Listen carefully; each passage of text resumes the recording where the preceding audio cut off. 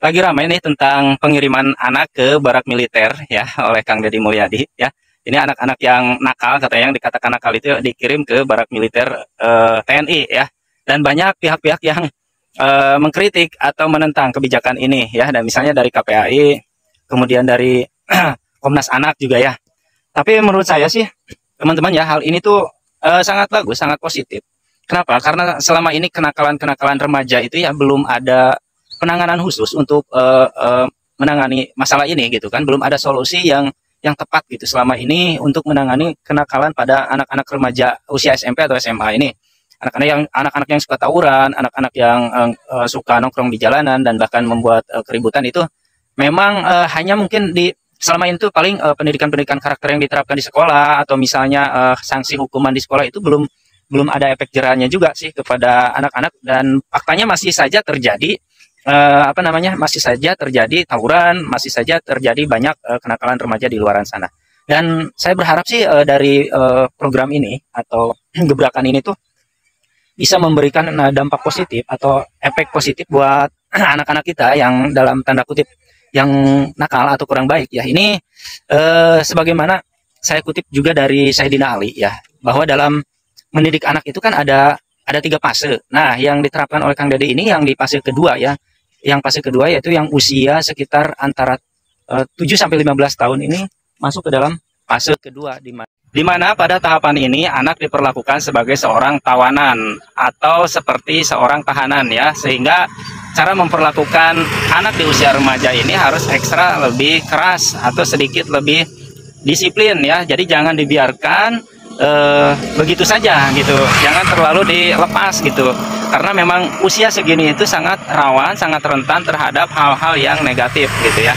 Sehingga pada tahapan ini tuh agak sedikit beda, lain halnya dengan nanti di tahapan ketiga dengan tahapan pertama gitu ya. Maka yang diterapkan Kang Deddy sangat cocok. Jadi tahapan yang kedua ini Sayyidina Ali menerapkan bahwa anak-anak di usia remaja ini dianggap sebagai usia tawanan, di mana ya memang gitu kan, ketika anak masuk ke barak TNI ini dianggap sebagai tawanan yang memang tidak boleh dilepaskan gitu. Jadi harus agak sedikit keras gitu, yang harus agak sedikit lebih full untuk mendidik anak-anak di usia ini, karena memang di usia remaja ini usia lagi senang-senangnya mencoba hal-hal yang baru gitu, lagi senang-senangnya ya tawuran, senang-senangnya di jalan gitu ya.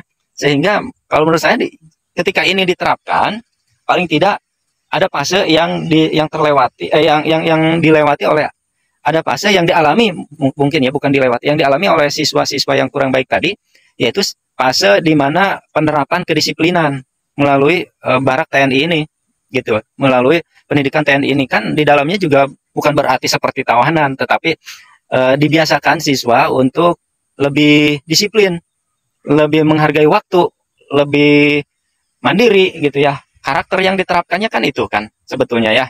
Nah, sehingga menurut saya ini cocok sih kalau dikaitkan dengan perspektif Islam kan, ya. Dengan perspektif Islam, di mana bahwa mendidik anak di usia 15 tahun itu memang harus agak sedikit keras gitu.